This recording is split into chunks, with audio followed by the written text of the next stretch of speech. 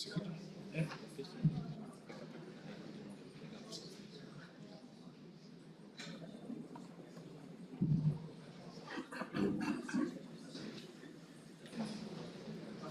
dia, pessoal, tudo bem? Vou tentar ser breve, imagino que todo mundo esteja com fome aí, né? Já é meio-dia. Meu nome é Edson Morim, eu sou professor do Instituto de Computação e o coordenador da Meta 4, do Hub, tá? Intitulada Knowledge Representation. É interessante porque quando a gente se pergunta, né, o que o pessoal da Meta 4 faz, o que significa Knowledge Representation, né? É um termo tão abrangente, né, o que a professora Paula acabou de explicar aqui, né, está associado a esse termo também, né? Então, eu vou tentar especificar um pouquinho mais isso, tá? Esse diagrama aqui, ele ilustra muito do que a gente tem feito esses 2 anos aí e 8 meses, né? É isso, né, Leandro? 2 anos e 8 meses? Tá. Deixa eu trocar. Bom, o que vocês estão vendo aqui é um diagrama de fluxo de dados que representa o que a gente gostaria de fazer dentro da arquitetura cognitiva que a gente quer implantar nos dispositivos móveis aí, tá? Então, do lado de cá, a gente tem sensores, né? Os celulares têm acelerômetro, giroscópio, microfone. Talvez a gente não possa usar o microfone por questões de privacidade, né? Mas tem diversos sensores que a gente poderia utilizar para aprender o que está acontecendo com aquele dispositivo e, obviamente, né, com o usuário, tá?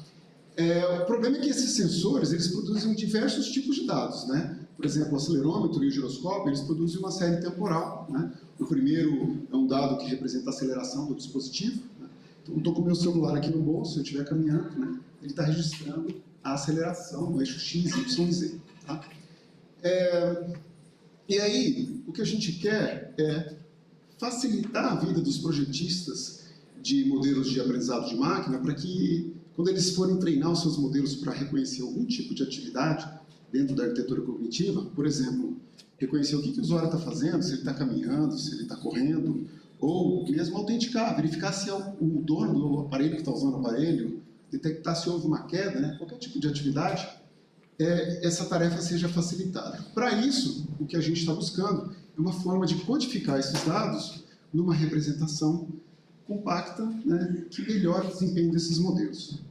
E aí surgem diversos desafios aqui. Primeiro que a fonte desses dados, né, ela é heterogênea. Acabei de falar aqui que a gente tem séries temporais, a gente tem dados categóricos, né, como por exemplo, se a tela do celular está ligada ou desligada, se o usuário está digitando alguma coisa, se ele está usando o WhatsApp, né?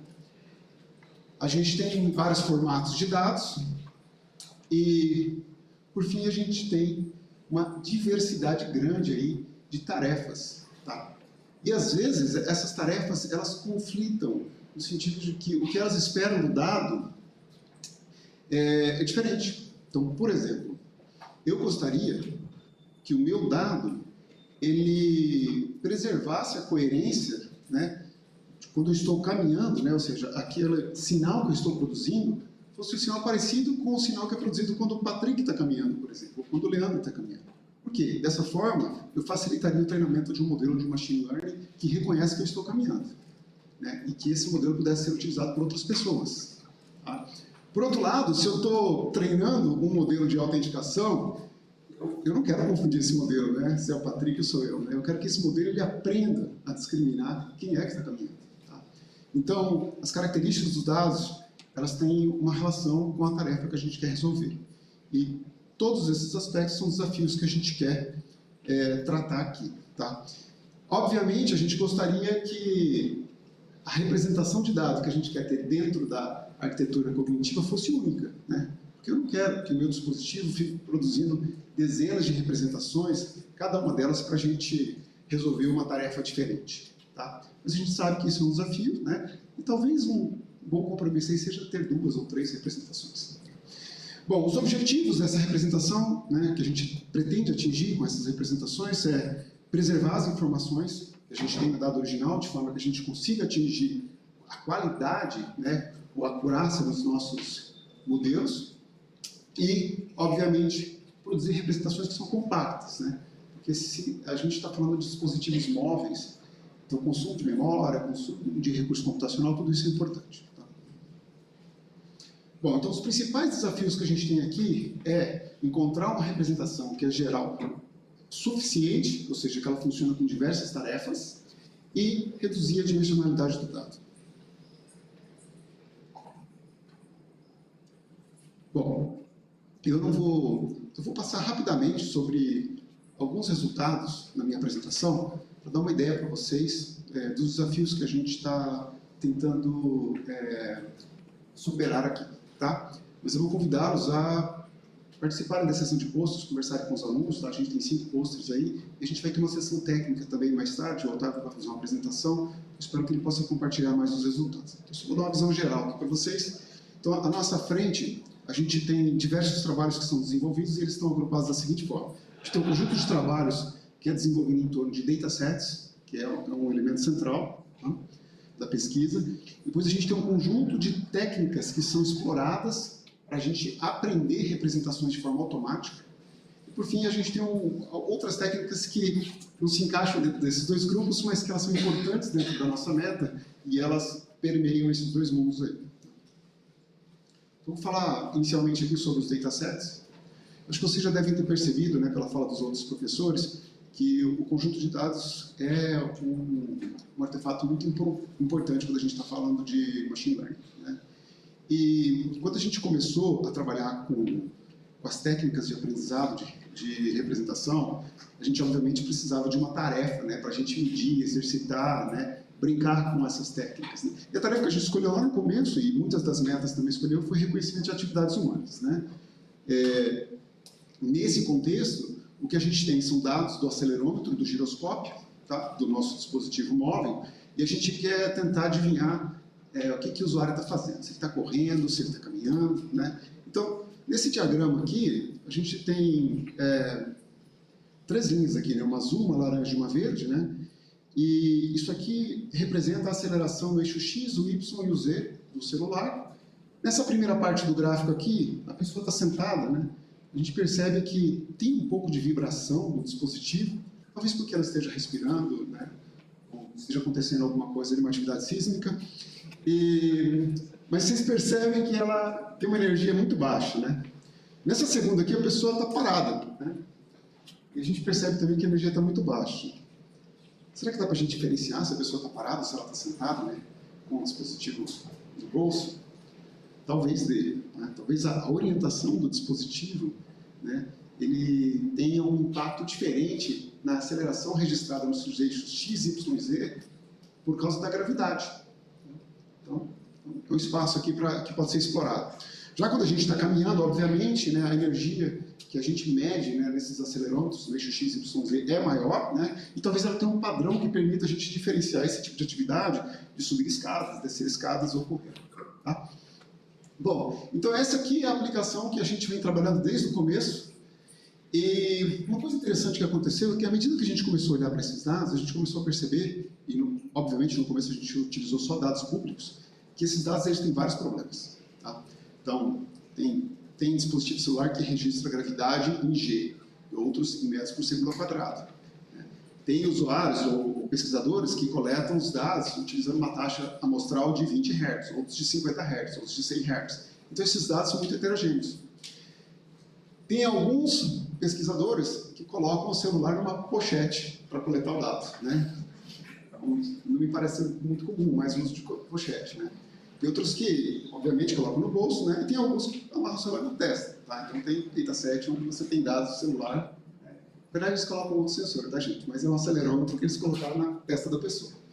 Bom, então o que a gente fez, né? A gente percebeu rapidamente que isso ia afetar como que a aceleração aparece no dispositivo e também afetar a qualidade da representação e o nosso potencial de reconhecer atividades. Então a gente começou a estudar diferentes datasets. E aí a nossa meta, ela fez um levantamento muito extensivo, está discutindo isso aí nos relatórios, e a gente acabou consolidando, né, o nosso repertório de datasets em 6 datasets, o UCI, o Kuhar, o Motion Sense, o Wisdom, e o Real World, que é um dataset que tem dados de celulares coletados em várias posições do usuário, né? E aí a gente seleciona 2 posições, né? O Type, que é na coxa aqui, né? E o Ace, que seria na pochete, tá? Esse dataset é legal porque eles coletam o dado né, ao mesmo tempo, tá? Tanto no bolso quanto aqui na pochete. Então a gente consegue comparar o dado, né? E saber como esse dado se manifesta na representação, tá? Legal. Bom, e a gente percebeu rapidamente que diversidade de dataset ia ser importante, porque boa parte das conclusões que a gente poderia tirar com o nosso estudo, ele teria um viés muito forte de dataset. Então a gente utiliza essa diversidade de dataset para mitigar esse risco de viés. Bom, além de ter diversidade de dataset, a gente percebeu que era importante também ter diversidade de tarefas, tá? Então a gente tem 6 datasets ali que são focados na tarefa de hard, reconhecimento de atividades humanas, e mais recentemente, né, desde o último semestre, a gente tem incorporado na nossa base de datasets, datasets que tentam resolver outros problemas, né? Então, biometria, reconhecer se a pessoa que está utilizando o celular é o próprio dono do celular, detecção de queda, né, e também detecção de transição de posturas, né? Pessoa que levantou ou sentou, né? Não se ela está caminhando ou se ela está sentada, tá? E, bom, com isso, né, a gente então tem hoje 6 datasets que já estão consolidados e mais 6 de RAR, né, mais 4 de tarefas diferentes, tá? Bom, ao longo dessa jornada a gente percebeu mais uma coisa.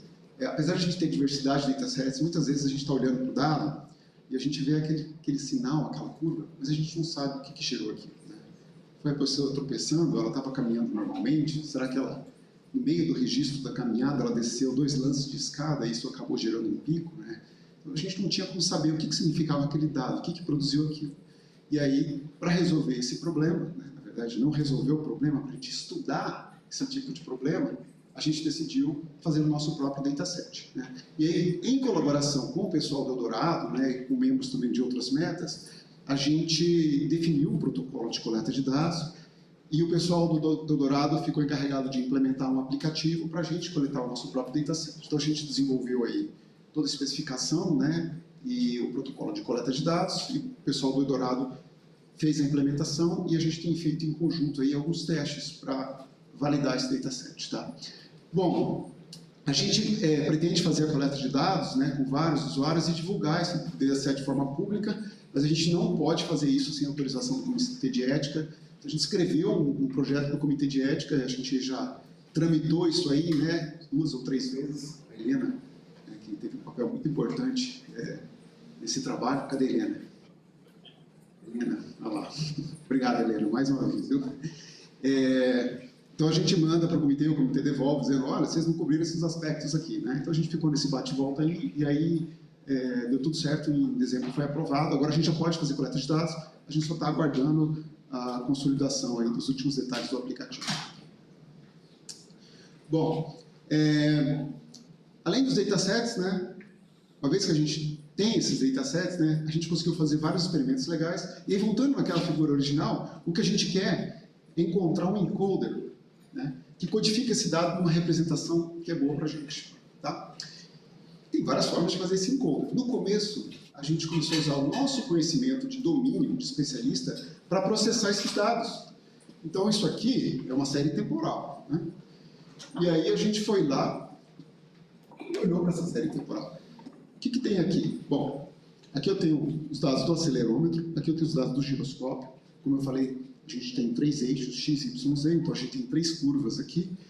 E isso aqui mostra o que acontece com o dado nesses 3 eixos do acelerômetro do giroscópio quando a pessoa está pulando, né?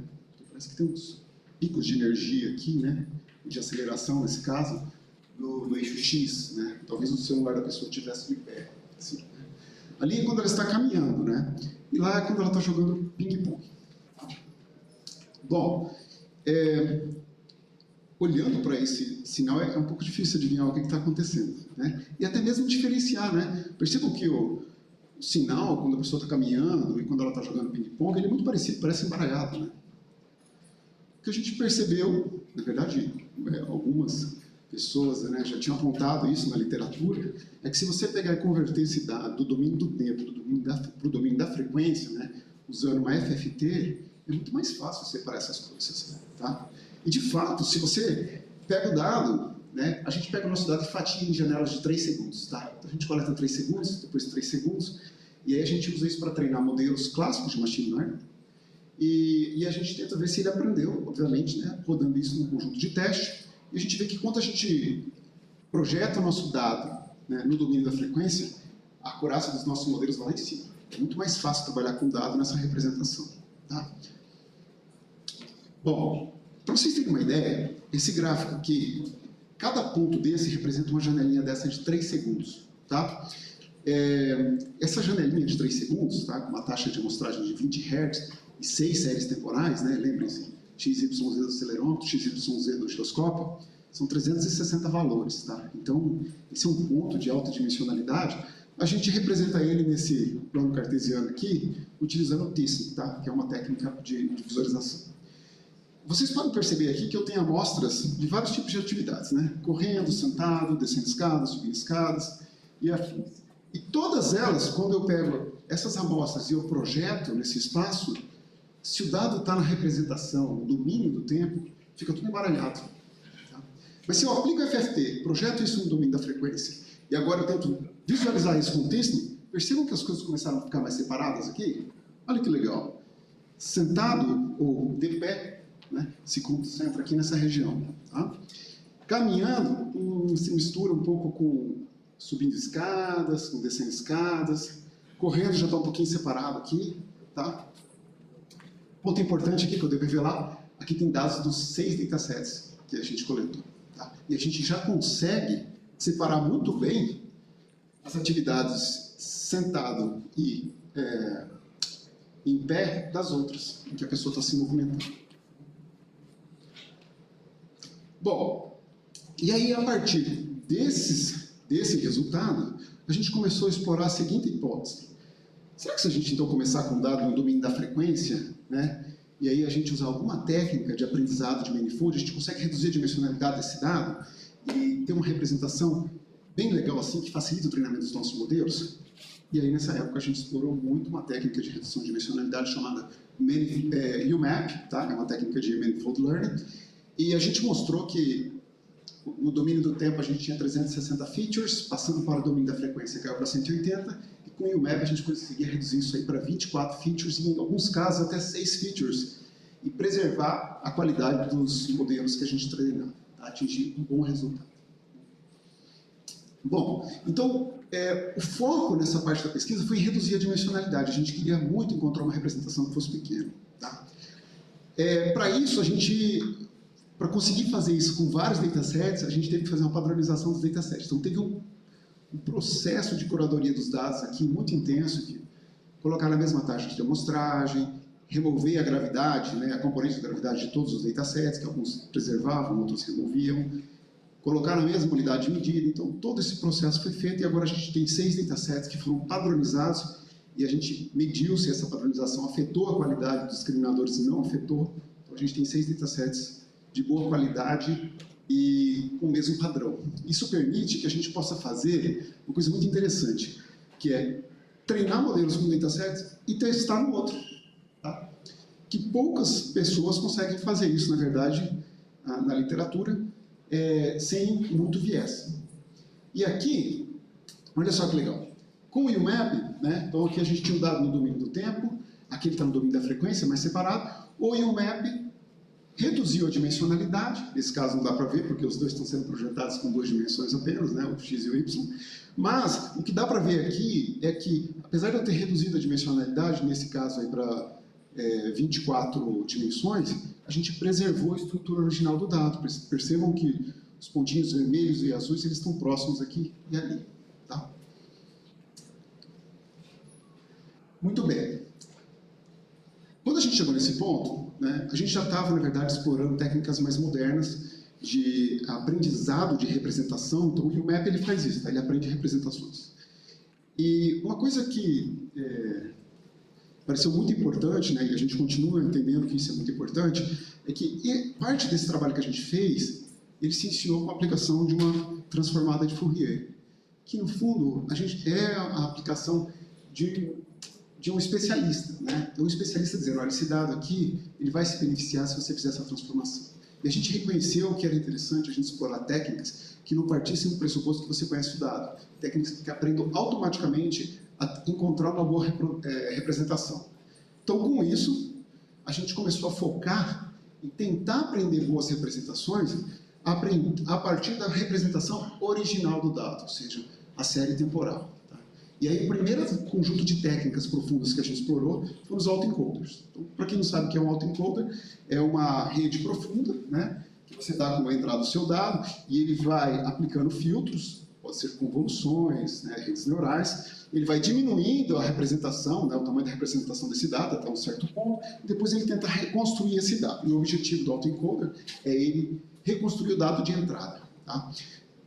Se você conseguir reconstruir o dado de entrada com bastante precisão, é um sinal que você encontrou uma representação compacta que consegue preservar as informações originais do dado, que é um dos objetivos que a gente tem.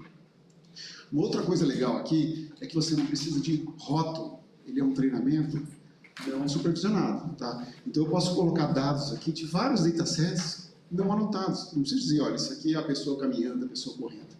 Porque a função de perda, o objetivo do treinamento aqui é reconstruir o dado. Tá? E aí, uma vez que eu treinei isso, o que a gente faz? A gente joga para a parte do decoder, que tenta reconstruir o dado, e a gente usa essa parte inicial como codificador de dados. Então a gente pega o nosso dado agora e codifica. Muito bem. E aí a gente testa para ver se essa representação ela é boa para as tarefas que a gente tem. Tá? A gente tem um monte de resultados bem interessantes, né? Então isso aqui é basicamente o mestrado do Hubert, ele tem um post, eu convido vocês para discutirem com ele. Um ponto importante aqui é o seguinte, a gente explorou dois temperinhos no autoencoder, tá? Então, um foi utilizar convoluções nas camadas, e o outro tempero foi utilizar uma loss topológica. O que é uma loss topológica? Quando eu estou tentando reconstruir o dado, além de penalizar, né, um resultado onde o dado não é parecido com o dado de entrada, eu também coloco um batch de dados aqui e eu verifico se a representação desses dados aqui nesse espaço latente, ela preserva a topologia original, ou seja, se dados que eram parecidos ou próximos nesse espaço, continuam próximos desse espaço. A gente estava tentando aqui preservar a distribuição dos dados no espaço. Tá? Bom, não vou fazer spoiler aqui, não vou contar para vocês o que deu certo, o que não deu certo, mas o convidar é bom.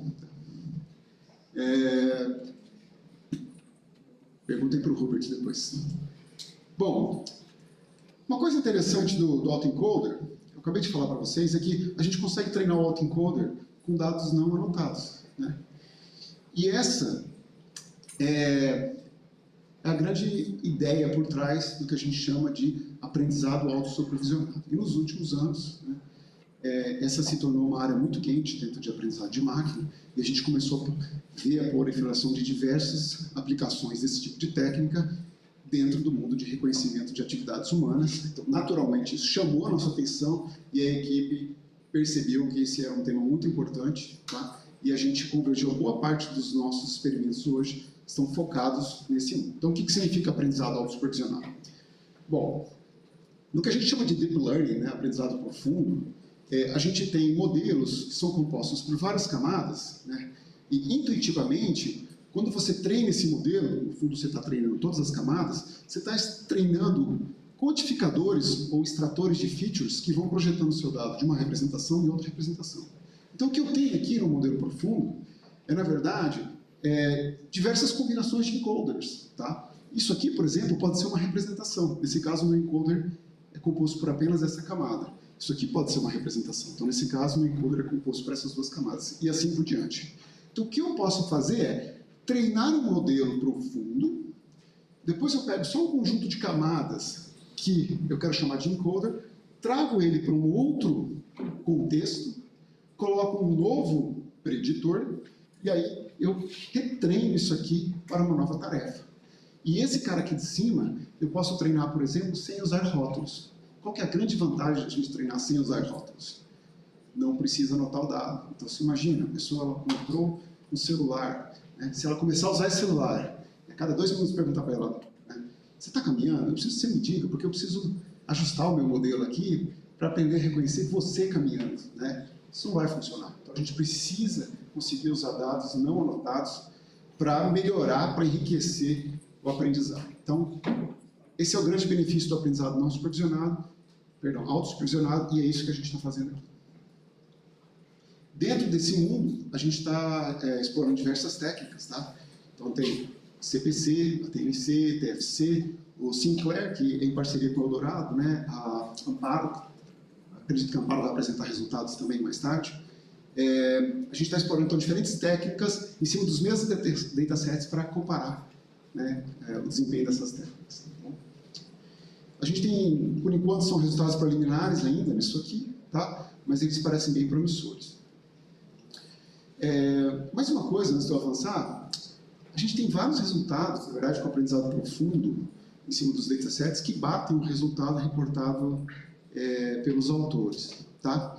Mas a gente ainda não conseguiu encontrar um único encoder que funciona bem para todos os datasets. Tá? Esse continua sendo um desafio ainda.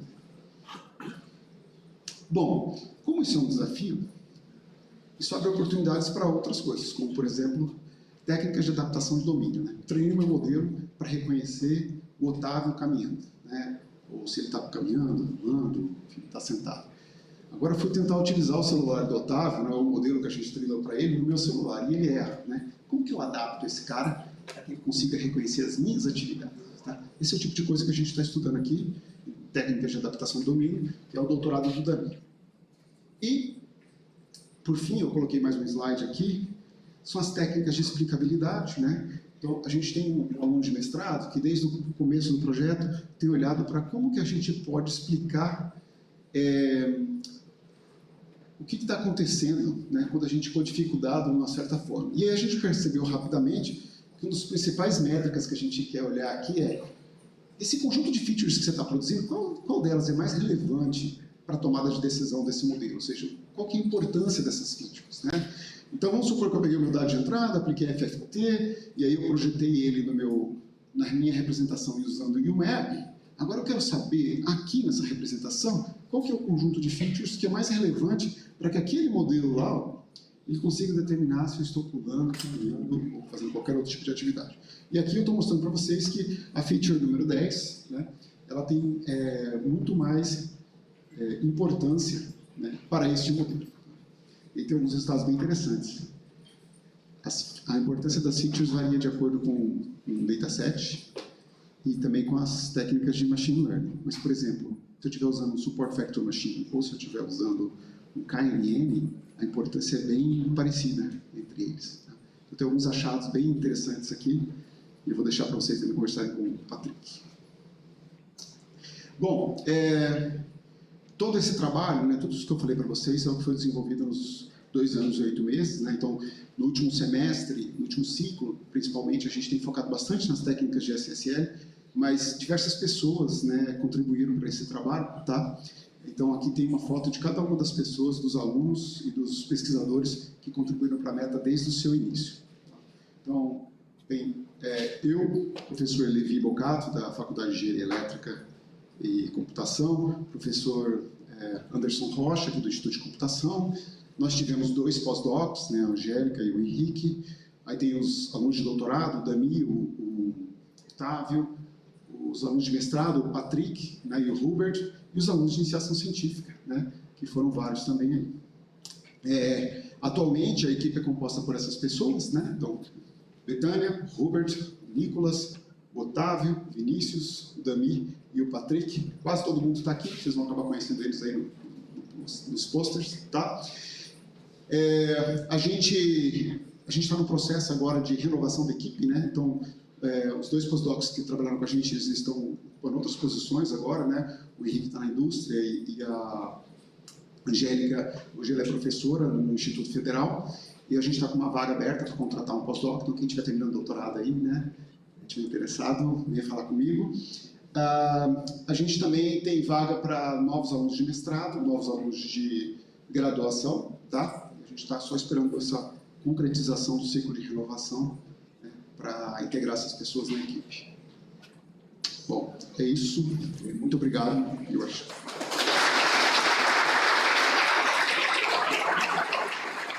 Obrigado, professor Dami, excelente apresentação. Uma pergunta só para a gente não ficar morrendo de fome.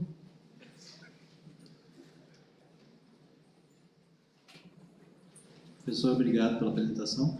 Pensando numa aplicação da área que você mencionou de representação de contexto, né, para identificar o que o usuário está fazendo, a gente pensando numa aplicação no contexto de marketing, talvez até numa das outras linhas, né, de entregar uma campanha ou uma mensagem de marketing para o usuário no momento que tem a maior probabilidade dele aceitar aquilo, né, dele interagir com aquilo. Aí a minha pergunta é, pela visão que vocês têm, claro que vocês não têm esses dados ainda, possivelmente, mas pela visão que vocês têm, a intuição é que daria para tentar identificar contextos um pouquinho mais sofisticados, assim, tipo o cara está no elevador, o cara está no carro, o cara está fazendo alguma outra coisa na qual a gente possa explorar comercialmente aquele momento da entrega de uma mensagem de marketing, né, digamos assim. Essa é uma pergunta muito interessante e ela, na verdade, traz à tona muitas ideias, tá? Para ser honesto com você. Eu sempre eu vejo, né, a aprendizado de representação como uma tecnologia para você criar, como eu estava conversando com o Goodwin, né, mais cedo, né, átomos de informação, né? A pessoa está fazendo isso nesse instante, tá? Se você quiser usar essa tecnologia para criar algo mais sofisticado, por exemplo, eu já sei que quando a pessoa está no elevador, ela está mais propensa a ler com mais cuidado e aceitar essa propaganda, né? Você está usando essa informação, você pode treinar um modelo para detecte como está no elevador e aí você usa isso, tá?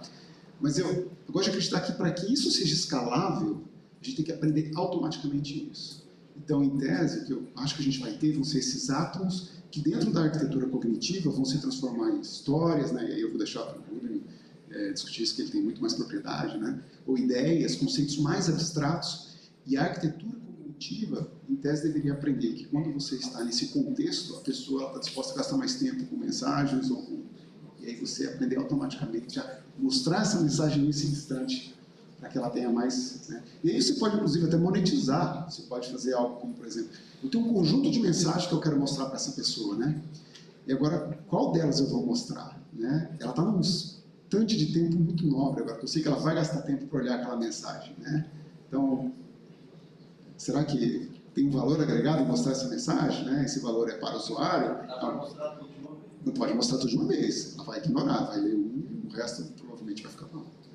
Então, eu gosto de ver dessa forma, mas obviamente você pode usar esse tipo de tecnologia para criar algo mais sofisticado, mas vai ter que ter o conhecimento do especialista ali por trás.